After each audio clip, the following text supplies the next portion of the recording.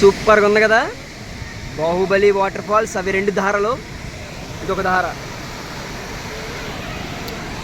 Risk చేసి ఇలా చిన్న చిన్న బండ్లు ఎక్కి మరీ తీయాల్సి వస్తుంది మీకోసం. సరిగ్గా చూపించలేదు అంటారు కదా మరి, అందుకని ఇంకా ఎదరికెళ్తానులేండి కావాలంటే. ఓకేనా? ఆ పైకి వెళ్తే ఏముండదు, ఓన్లీ వాటర్ మాత్రమే ఉంటుంది ఫౌంటైన్ కింద, రౌండ్ పౌండ్ కింద. ఇక్కడ పడేటప్పుడే చూసుకోవాలి ఎప్పుడైనా వ్యూ. మనం